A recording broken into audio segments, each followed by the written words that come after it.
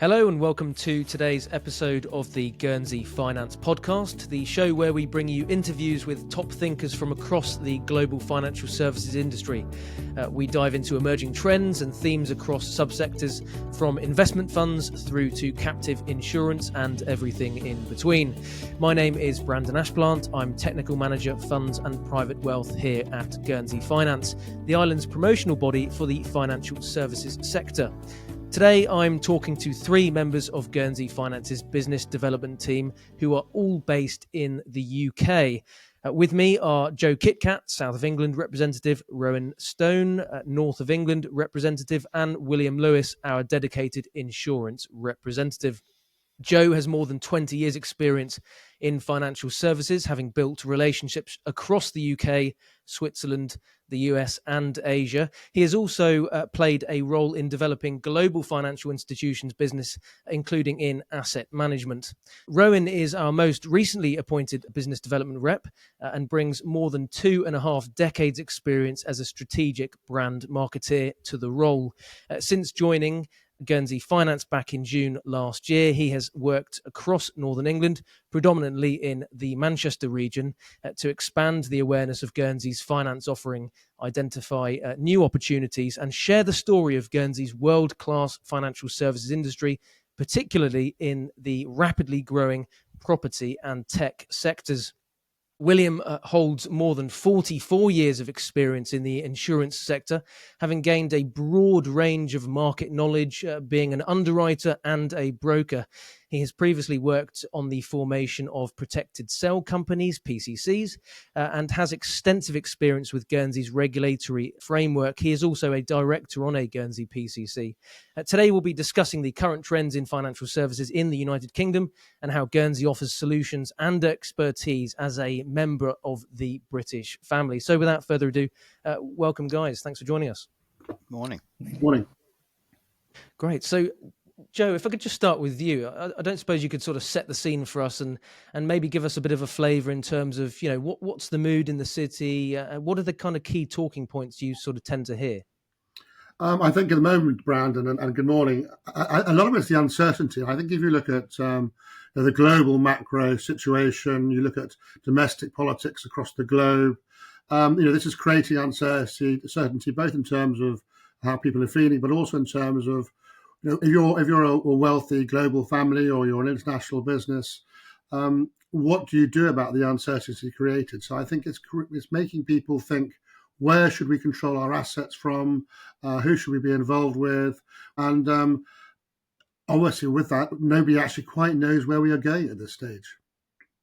And obviously there's been an election in the last sort of year and a half, sort of 6 months to 9 months in the UK. We've got a new Labour government. What's the sense on the ground amongst sort of city professionals with regards to broad policy changes being brought into play? Yeah, so I think with the non-dom side of things, with high net worths, there is definitely, on the high net worth side of things, there is definitely big movement of individuals thinking about where to set themselves up from investment point of view, where to go and live. And the city is full of really, really strong advisors, and the city will continue, I think, to be a centre of advice.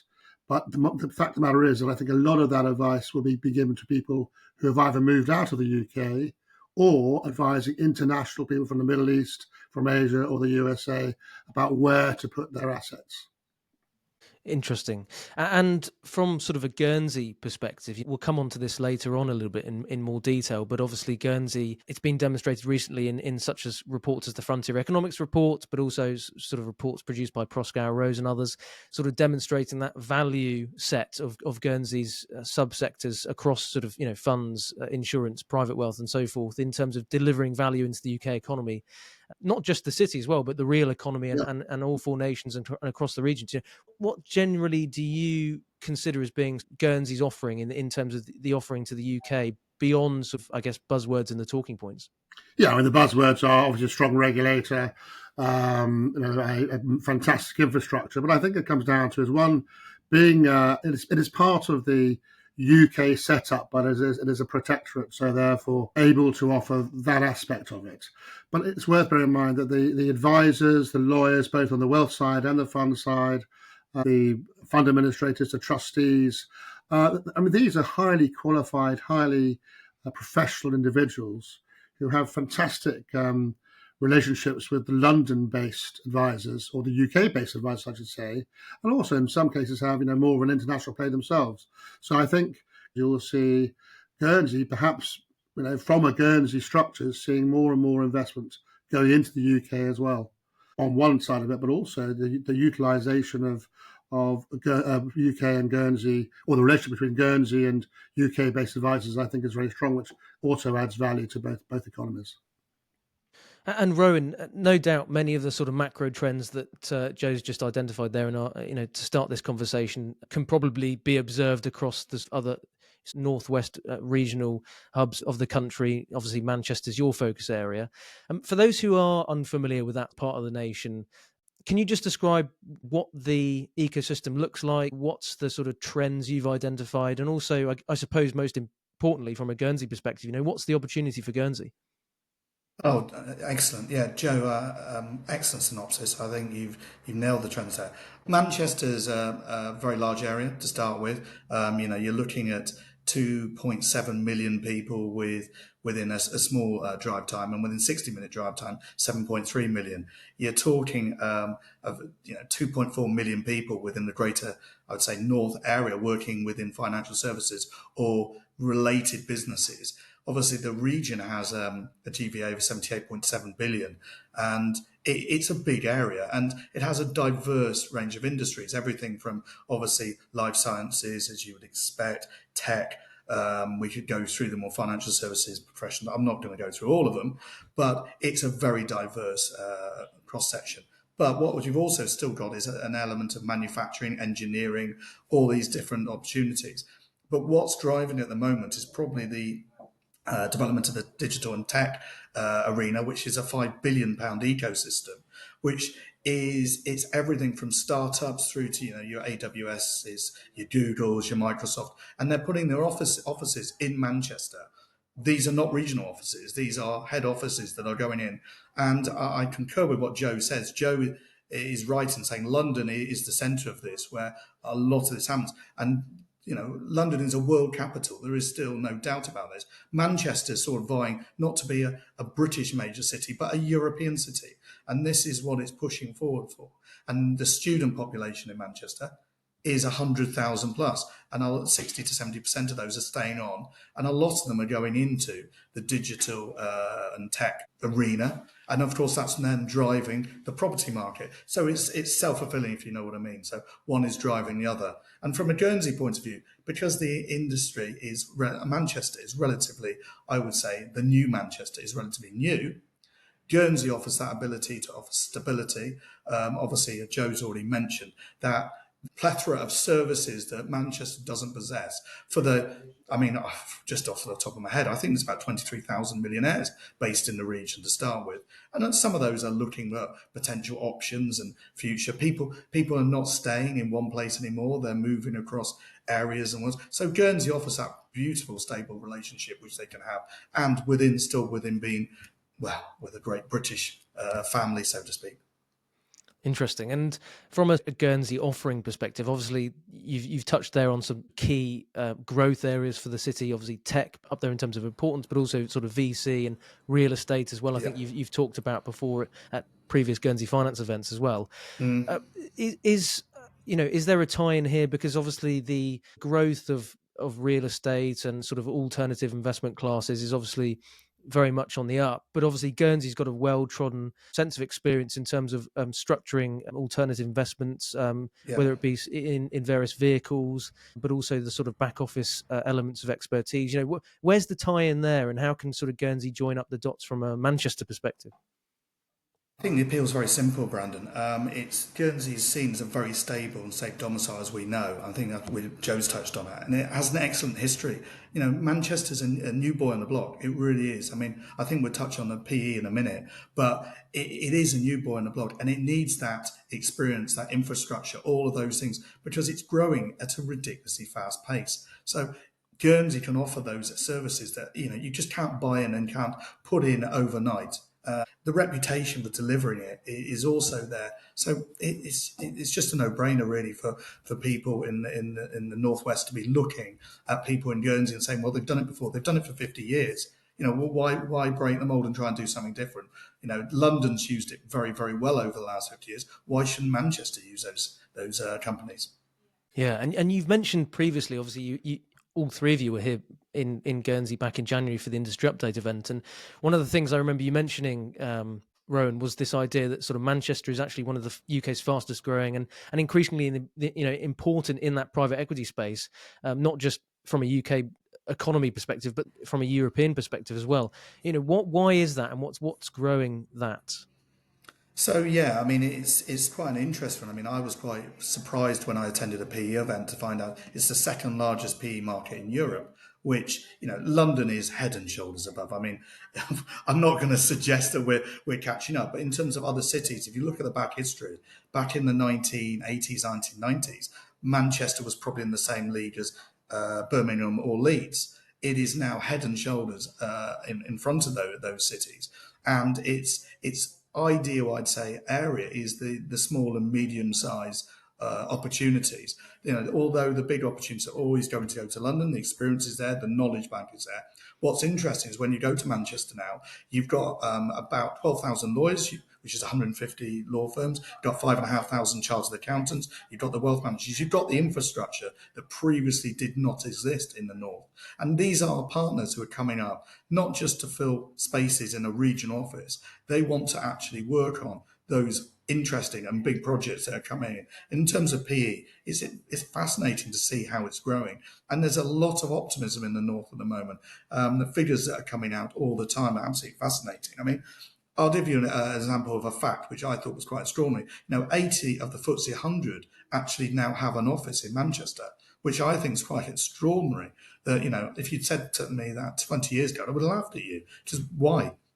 But when you're seeing the money coming up, the money coming through, the opportunities, the diverse nature of the opportunities in terms of tech, bioscience is also very large in the northwest. But then you've still got the manufacturing, the engineering, and of course this is driving the property market. And these are very hungry opportunities that need investment. So it's in my brain idea. It's a no-brainer really. The northwest. And just to sort of round that point off, appreciate we sort of talked there a bit about Guernsey's inherent well-trodden path in the alternative space and sort of on the VC front. Obviously, we just talked there about Manchester as sort of a second hub, if you like, in terms of European PE.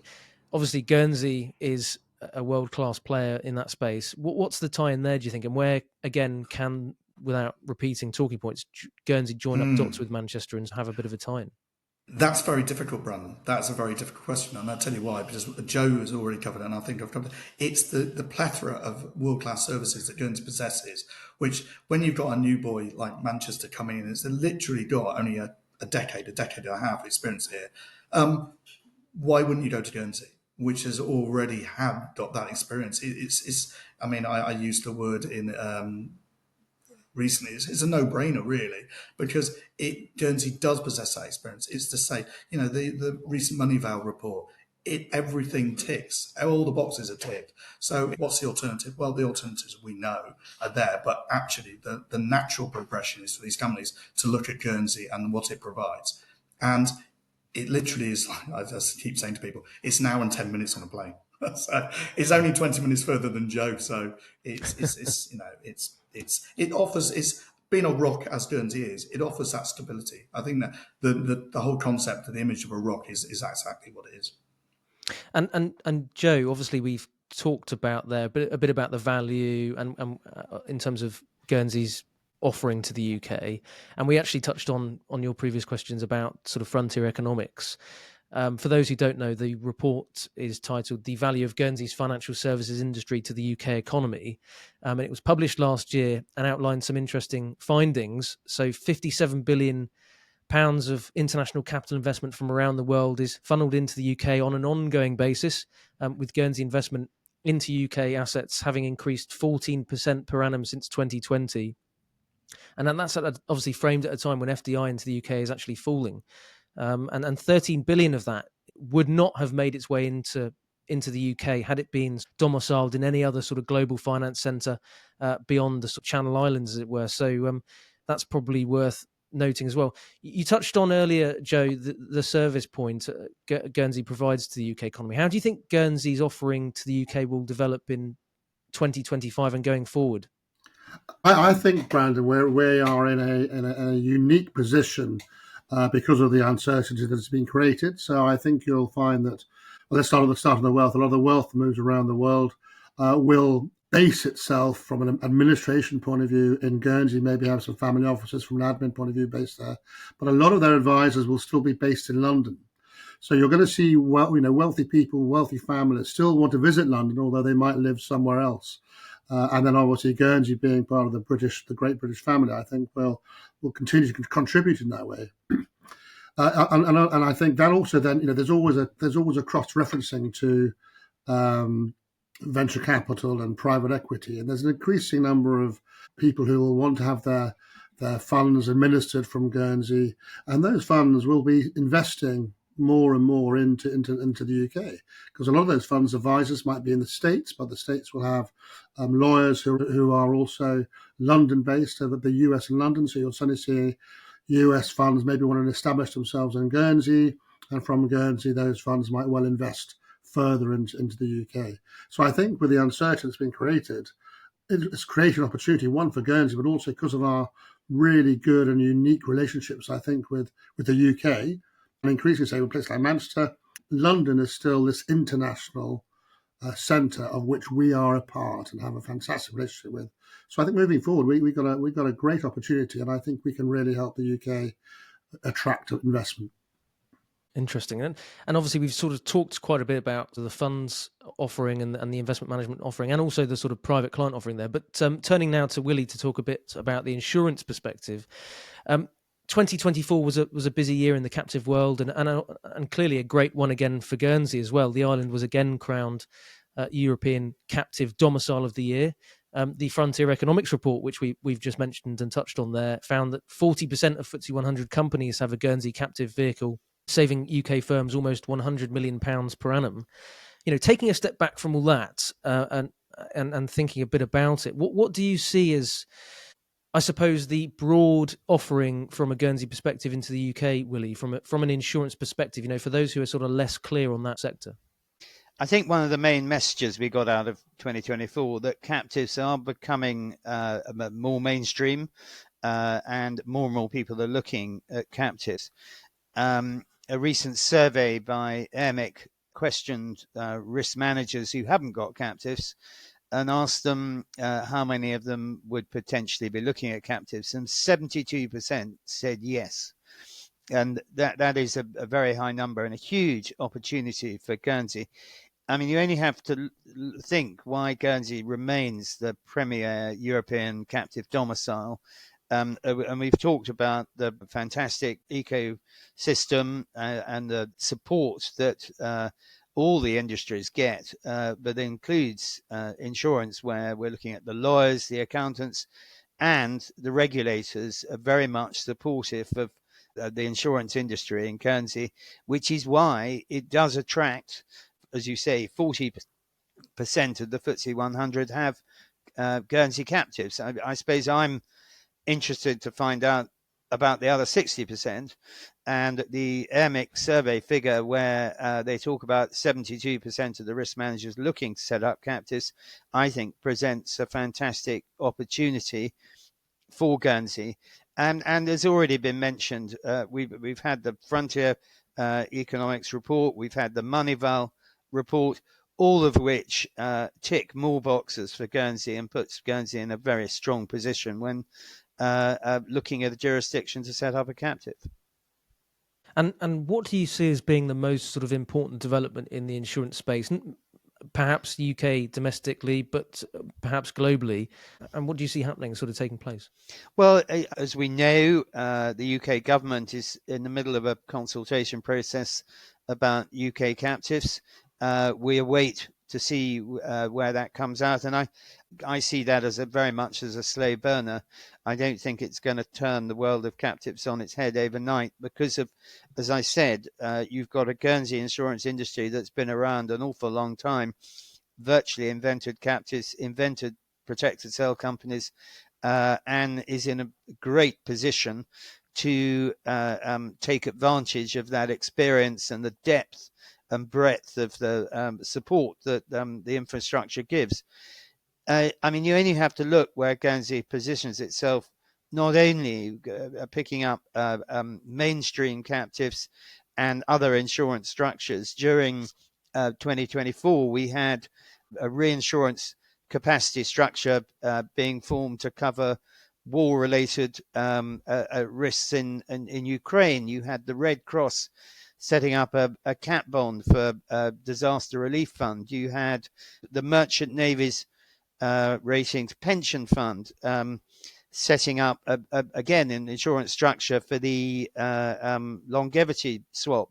And then Californian wildfire cat bonds using Guernsey structures. So all of these things are not only the mainstream, but we have a very good track record of setting up niche structures enabled to solve problems, and that is assisted by the regulators and the innovation that the Guernsey managers bring to insurance solutions.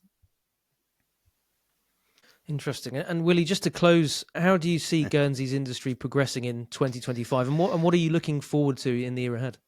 I think, well, as I said, probably more of the same in the sense that Guernsey has this record of offering solutions to problems other people seem to kind of shy away from, and has an amazing track record for that. And as captives and other insurance structures become more mainstream globally, I think Guernsey is very well positioned to really take full advantage of that. So I just seeing the industry going from strength to strength rather than necessarily reinventing the wheel. Interesting. Well, that's all we have time for today. Thank you very much for joining us on the podcast today, Joe, Rowan and Willie. Thank you. Okay. Thanks, Brandon. Thanks also to you for listening. If you enjoyed this discussion, we have an extensive back catalogue of interviews on the Guernsey Finance podcast channel. You can check them out by searching for Guernsey Finance on your preferred podcast platform. If you would like to find out more about Guernsey's offering, visit our website, guernseyfinance.com. If you would like to contact any of the team that I've spoken to today, their contact details are linked in the episode description. We look forward to welcoming you back soon. Until then, it's goodbye from Guernsey.